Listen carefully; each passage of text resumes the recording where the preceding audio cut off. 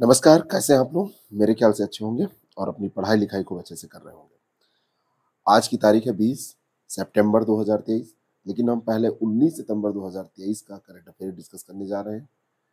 Discuss क्या करेंगे, इसको रिवाइज़ करेंगे और 20 तारीख का करंट अफेयर हम डिस्कस करेंगे। तो चलिए शुरू करते हैं और 19 तारीख का करंट अफेयर जो कल हमने डिटेल में डिस्कस किया था, आज फटाफट रिवाइज़ करते हैं। 17 सितंबर को पीएम मोदी द्वारा विश्वकर्मा योजना लॉन्च की गई। यह योजना पारंपरिक शिल्पकारों और कारीगरों के लिए 2023-24 से कब तक उपलब्ध रहेगी? यानी कि शुरुआत तो इसकी 2023-24 में हो रही है, लेकिन ये कब तक उपलब्ध रहेगी ये पूछा जा रहा है। तो इसका सही उत्तर है 27-28 तक। तो जब भी ये प्रश्न आए तो आप लोग ये सही उत्तर इसका टिक करेंगे 2027-28। अगला सवाल है, इस सवाल का जवाब दीजिएगा। और जब रिवीजन हम करें तब भी आप कोशिश किया कीजिए कि आपको कुछ याद आ रहा है या नहीं याद आ रहा है, ये देखने की। विश्व रोगी सुरक्षा दिवस के संदर्भ में सत्य कथन चुनिए। तो पहला स्टेटमेंट है कि रोगी सुरक्षा दिवस 2023 का विषय रोगी सुरक्षा के लिए रोगियों को शामिल करना है। और दूसरा है कि पहला विश्व रोगी सुरक्षा दिवस 17 सितंबर 2020 को मनाया गया। तो ये दोनों के दोनों स्टेटमेंट सही है, सी ऑप्शन इसका बिल्कुल करेक्ट हो जाएगा। अगला जो सवाल है, साहिल सुरक्षा समझौते पर निम्नलिखित में से किस देश ने सैन्य नेता ने हस्ताक्षर नहीं किए? तो किस देश के सैन्य नेता ने नहीं किए हैं? तो ये सूडान के नेता इसमें नहीं थे। माली, बुर्किना फासो और नाइजर यहाँ के नेता इसमें शामिल थे। अगला जो सवाल है, स्किल्स ऑन व्हील्स पहल के संदर्भ में सत्य कथन चुनिए। इस पहल के तहत अगले 5 वर्षों में 60,000 युवाओं को सशक्त बनाया जाएगा।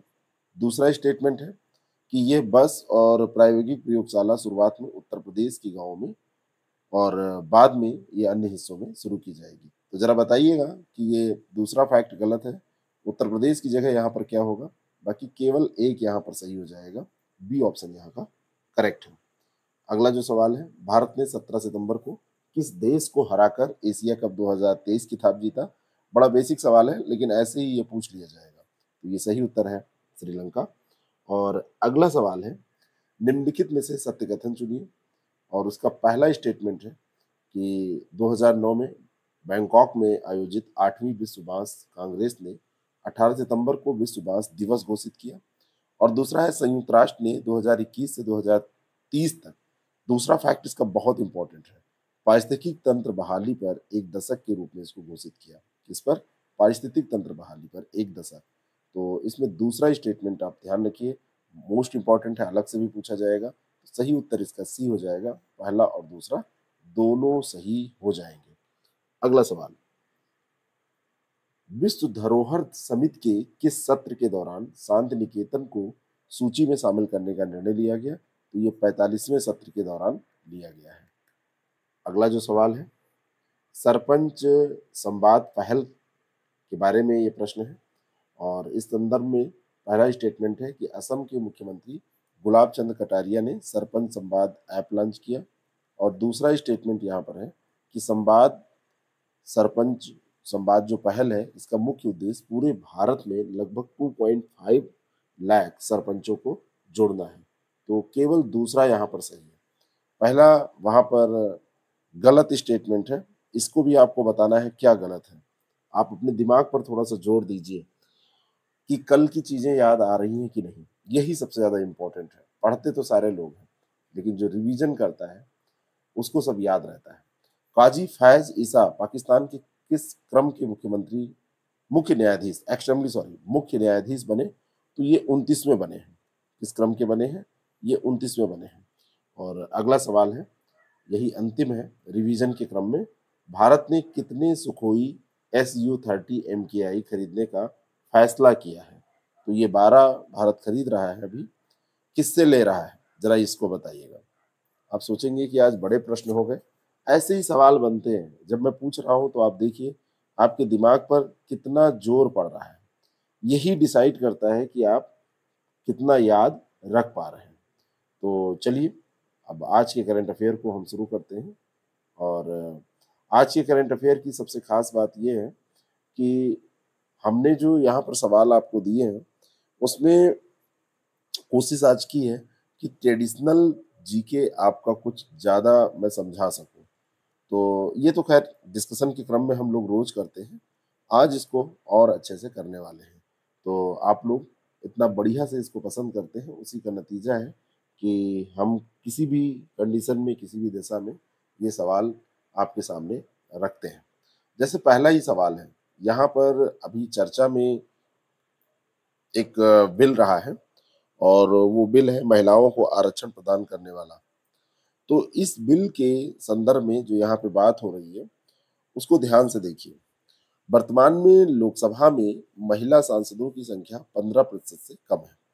अब देखिए, आजकल जैसे पहले करंट पूछा जाता था तो डायरेक्टली उठा के पूछ लिया जाता था कि स्टेट को बिल रखा गया, लेकिन आजकल करंट ऐसे पूछा जाता है। ये यूपीएससी का पैटर्न पहले से रहा है कि अगर बिल चर्चा में रहा है, अभी ये बात हो रही है कि 33% आरक्षण महिलाओं को लोकसभा और राज्यसभा में दिया जाना चाहिए, राज्य विधानसभा में, राज्यसभा नहीं, लोकसभा और राज्य विधानसभा में दिया जाना चाहिए। तो यहाँ पर महत्वपूर्ण ये हो जाता है कि उसका बैकग्राउंड आप जानें। तो वर्तमान समय में लोकसभा में महिला सांसदों की संख्या कितने प्रतिशत? तो ये 15% से कम है। यहाँ पर बात की गई कि ये जो संख्या है वो 15% से कम है। तो एक चीज ये फैक्ट आपका तैयार होना चाहिए। दूसरी चीज यहाँ पर है जो आपको जानना है, वो है कि महिला विधायकों का सर्वाधिक प्रतिशत किस स्टेट में है, किस स्टेट में है। तो एक तो आप ये जान लीजिए कि 15% से कम है, ये बात बिल्कुल सही है। और दूसरा दिया है कि छत्तीसगढ़ स्टेट में है। तो छत्तीसगढ़ स्टेट में है कि नहीं है, ये भी आपको जानना है। एक्चुअली 3 राज्य हैं, छत्तीसगढ़, पश्चिम बंगाल और झारखंड। छत्तीसगढ़ में 14.44%, पश्चिम बंगाल में 13.7%, ये आपका छत्तीसगढ़ हो गया, ये आपका वेस्ट बंगाल हो गया। और तीसरा है 12.35%। 12.35% कहाँ पर है? ये आपका हो जाएगा झारखंड में। यहाँ पर महिलाओं की संख्या काफी अधिक है प्रतिशत के हिसाब से। तो छत्तीसगढ़ सबसे ज्यादा है। दोनों स्टेटमेंट यहाँ पर सही है। अब क्या होगा कि सरकार जब ये विधेयक ये पास हो जाएगा और ये महिलाओं की संख्या 33% हो जाएगी, तो यानी कि ये जो 15% अभी स्टेट में है और हाईएस्ट जो छत्तीसगढ़ में है, ये दोनों आंकड़े कोई मतलब नहीं रह जाएगा इनका। यहाँ 2 गुना से ज्यादा संख्या महिलाओं की हो जाएगी। वास्तव में अभी भी हमारी जो सोसाइटी है, समाज है, तो उसमें आप देखेंगे तो पुरुष प्रधान है। तो कोशिश यही की जाती है लोगों के द्वारा कि हम ही प्रतिनिधि बने। मजबूरन चुनाव लड़ा दिया जाता है महिलाओं को जब सीट वाला मामला फंसता है। तो अब महिलाएं भी सशक्त हो रही हैं, आगे बढ़ रही हैं, तो धीरे धीरे ये प्रतिशत भी बढ़ना चाहिए। ठीक है। विधेयक जो ये पेश किया गया है, इसमें एक नया खंड जोड़ा गया है। ये खंड आगे इंपॉर्टेंट हो जाएगा, 330 ए। 330 ए खंड में कहा गया है कि लोकसभा में महिलाओं के लिए सीटें आरक्षित की जाएंगी, है ना। अभी ये लोकसभा में पारित नहीं हो पाया है, नहीं किया गया है, लेकिन ऐसा अब आप ये अंदाजा लगा सकते हैं कि ये प्रोसेस में है। देखिए होगा। वैसे इसका इतिहास काफी लंबा रहा है, चीजें इतनी आसानी से होती नहीं है। ठीक है, चलिए आगे बढ़ते हैं, अगले सवाल पे चलते हैं। 18 सितंबर 2023 को पश्चिमी तट पर ऑपरेशन सजग का आयोजन किसके द्वारा किया गया? मोस्ट इंपॉर्टेंट क्वेश्चन है। अभी 18 सितंबर को यह आयोजन हुआ। डेट आपसे नहीं पूछी जाएगी, लेकिन ऑपरेशन सजग है क्या, ये पूछा जा सकता है। ऑपरेशन सजग जो है क्या, ये पूछा जा सकता है। ऑपरेशन सजग ये तटीय सुरक्षा के संबंध में किया गया है और ये जो है ऑपरेशन तटरक्षक बल के द्वारा किया गया है। किसके द्वारा किया गया है? तटरक्षक बल के द्वारा किया गया है। भारतीय तटरक्षक बल के द्वारा ये ऑपरेशन किया गया है। तो ए ऑप्शन इसका बिल्कुल करेक्ट है। 18 सितंबर, ये तिथि भी याद रखिएगा कि 18 सितंबर को किया गया है। और बाकी इसमें आपसे कुछ अलग से नहीं पूछा जाएगा। सीमा शुल्क, समुद्री पुलिस, बंदरगाह, भारतीय नौसेना, इन सब ने इसमें पार्टिसिपेट किया है और इनके जहाजों ने इसमें पार्टिसिपेट किया है, लेकिन तटरक्षक बल इसका आयोजक था। अगला सवाल। अगले सवाल को डिस्कस करने से पहले मैं आपको बताना चाहता हूँ कि जिन्होंने आरओ की तैयारी करने का निश्चय किया है और उसको पास करना चाहते हैं, तो उन लोगों के लिए हमारे पास एक टेस्ट सीरीज प्रोग्राम है। उस टेस्ट सीरीज प्रोग्राम को आप ज्वाइन करके अपनी परफॉर्मेंस को अच्छा कर सकते हैं। सेगमेंट वाइज बिल्कुल उसमें टेस्ट है, टॉपिक वाइज पहले, और उसके बाद में फुल टेस्ट है। पूरा सिलेबस आपका रिवाइज हो जाएगा, आपको पता भी नहीं चलेगा, और हजारों क्वेश्चन आपके तैयार हो जाएंगे। मई में देश को समर्पित नवीन संसद भवन में प्रथम सत्र का आयोजन किस तिथि में किया गया? ये समर्पित हो गया था मई में, पीएम मोदी ने इसको देश को समर्पित किया था। मई में समर्पित तो हो गया था, लेकिन पहली बैठक 19 सितंबर को हो पाई है। अभी जो महिला वाला विधेयक रखा गया है वो उसी में रखा गया है। ऐसे सवाल भी आपसे बन सकते हैं, एक बार उस पर हम देखने के बाद में आपको सही से डिटेल में उसको चीज़ों को बताएंगे आगे के सत्र में। 18 से 22 सितंबर के बीच में ये विशेष सत्र संसद का आयोजित हो रहा है। तो 19 सितंबर को नए संसद भवन में सत्र की मेजबानी की गई। तो ये डेट याद रखिएगा, ये आपसे पूछी जा सकती है क्योंकि बड़ी ऐतिहासिक डेट है। हमारा 75 सालों का इतिहास रहा है, जब से हम आज़ाद हुए हैं तब से पुरानी संसद भवन गवाह रही है हमारे हर एक 2000 1947 से 2023 तक, और उसके बाद में अब हम नए उसमें प्रवेश कर रहे हैं। तो अब समझ रहे हैं आप कि कितना भावुक पल रहा होगा, ठीक है ना। कई बार ऐसी जब बिल्डिंग्स की बात की जाती है, इमारतों की बात की जाती है, तो ये निर्जीव होते हुए भी सजीव होती है। बहुत सारी चीज़ें ये देखी हुई होती हैं, तो इसको ध्यान रखिएगा। अगला जो सवाल है, बाकी आप डिटेल जानते हैं, नवीन संसद भवन को बताइएगा कि नवीन संसद भवन और पुरानी संसद भवन का जो निर्माता था, जो उसका वास्तुकार था, ये सब जीके के फैक्ट हैं, पूछे नहीं जाते। यहाँ पे पीसीएस में नहीं पूछे जाएंगे, वनडे में पूछे जाएंगे, लेकिन थोड़ा बहुत आप जानते हैं तो इसको जरूर थोड़ा सा रिवीजन करते रहिए। सामने आएगा तो आप वैसे भी सब जान जाते हैं, इसीलिए, ठीक है ना। अगला सवाल है, दिल्ली के किस अस्पताल में ट्रांसजेंडर के लिए भारत की पहली समर्पित ओपीडी खोली गई? ये बताना है किस अस्पताल में ये किया गया है। तो ट्रांसजेंडर्स के लिए गवर्नमेंट बहुत सारे प्रयास कर रही है।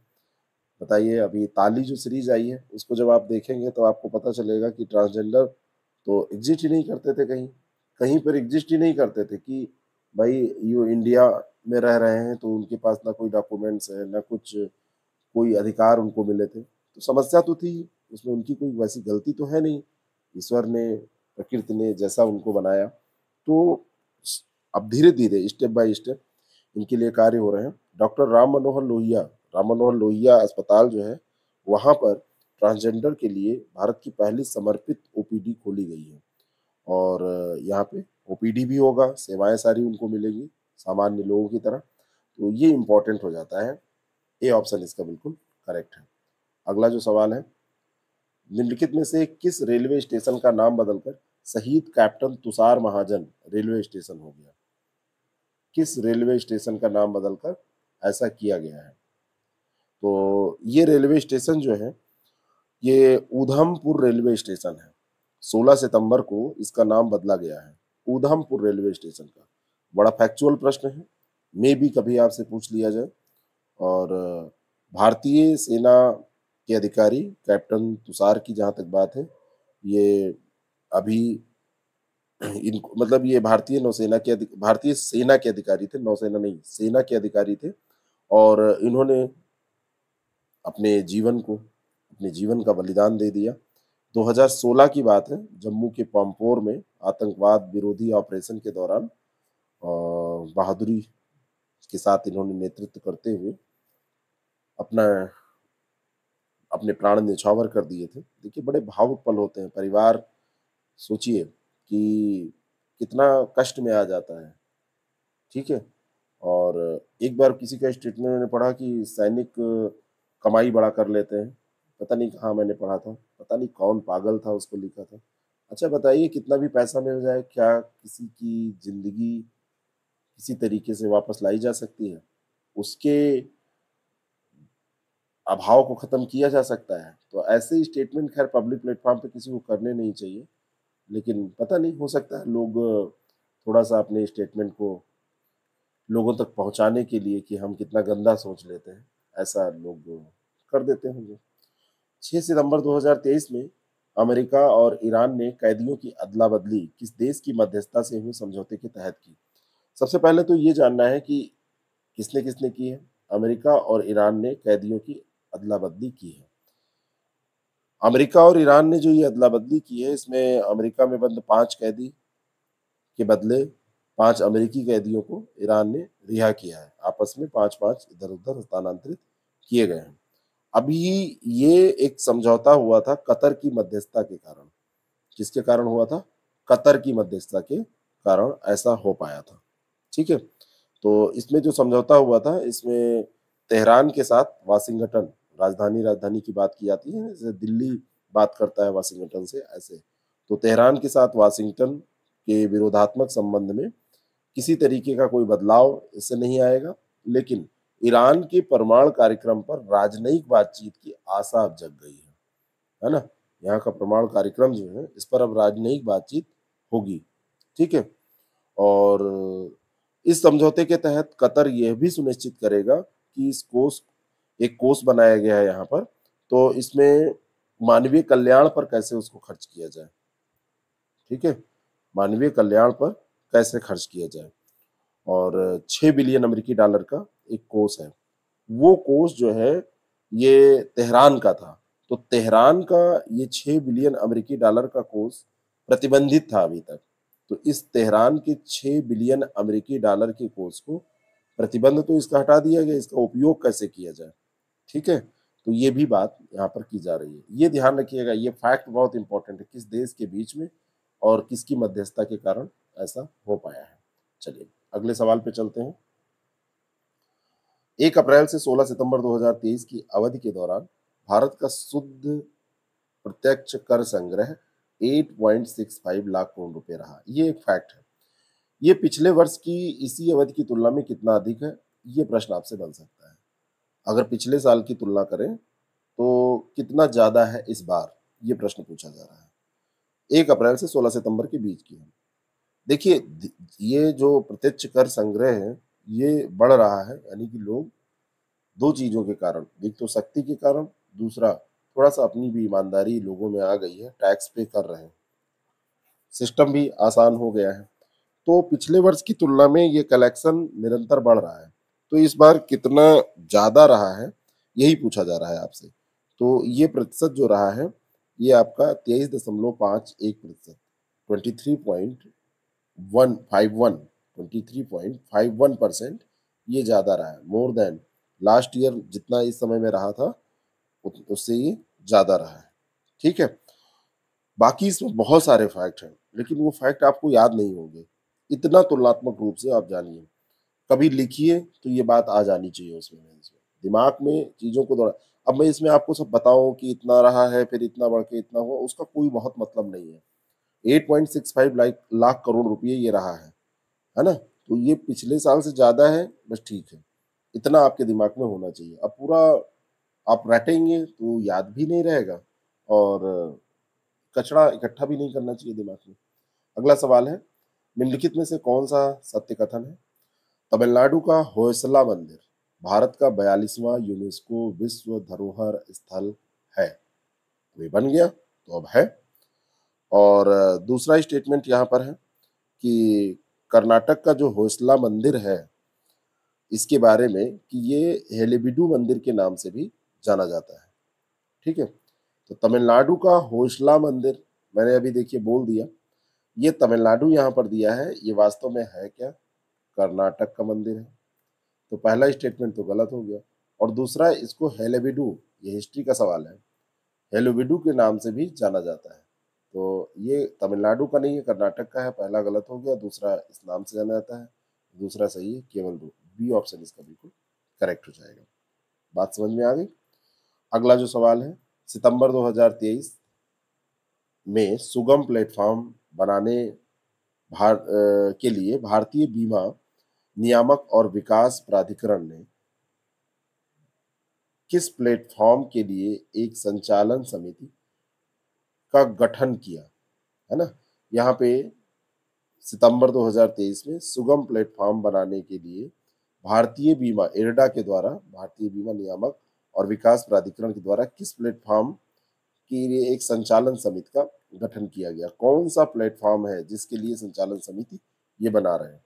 तो इसका नाम है बीमा सुगम प्लेटफॉर्म।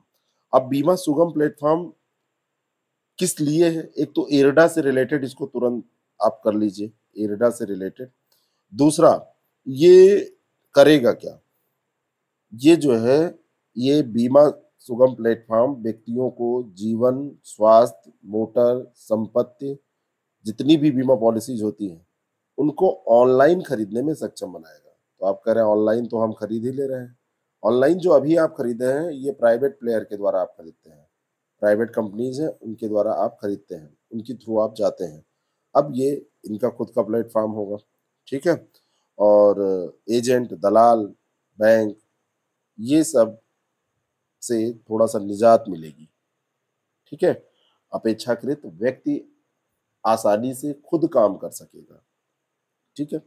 और बाकी काम तो ये लोग करेंगे, तो इन लोगों के जरिए जो काम होगा वहां तक एक्सेस आपकी सही हो पाएगी। आप खुद करना चाहें तो कर लें। तो बीमा सुगम प्लेटफॉर्म इससे रिलेटेड है। चलिए अंतिम सवाल को देखते हैं। अंतिम सवाल जो है वो आपके सामने है, उसका जवाब दीजिए। संगीत नाटक अकादमी अमृत पुरस्कार के संबंध में निम्नलिखित कथनों में से कौन सा कथन सही है? इसमें पुरस्कार स्वरूप इकाई, दाई, सैकड़ा, हजार, 10,000, लाख, 1 लाख रुपए की धनराशि नगद तौर पर दी जाती है। यह पुरस्कार सिर्फ नाटक क्षेत्र में दिया जाता है। ये 2 स्टेटमेंट है।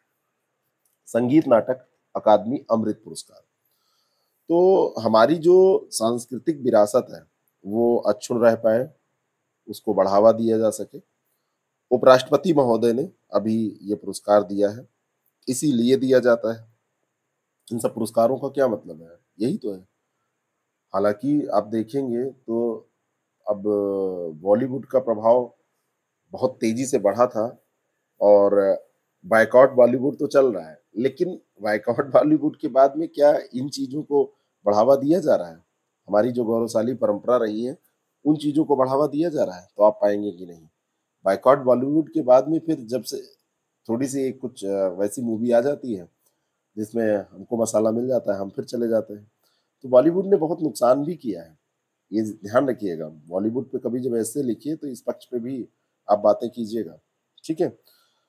2023 में जो ये पुरस्कार मिला है इसमें हिंदुस्तानी गायन के लिए रघुवीर मलिक और दीनानाथ मिश्रा को, कर्नाटक के लिए गौरी कुप्पुस्वामी और अनसुईया कुलकर्णी को, भारतनाट्यम के लिए ललिता श्रीनिवासन और विलिसिनी देवी कृष्ण पिल्लई को, कुचिपुड़ी के लिए स्मिता शास्त्री और कुमकुम लाल को, ऐसे ये पुरस्कार दिए गए। थिएटर के लिए हरिश्चंद्र प्रभाकर बोरकर को दिया गया। यहाँ पे दिया है, ये केवल नाटक के क्षेत्र में दिया जाता है। तो ये बात तो अब सिद्ध हो गई कि केवल नाटक के क्षेत्र में नहीं दिया जाता। इतने नाम मैंने गिनाए ही, तो केवल एक सही हो जाएगा। बी ऑप्शन पे केवल एक लिखा हुआ है।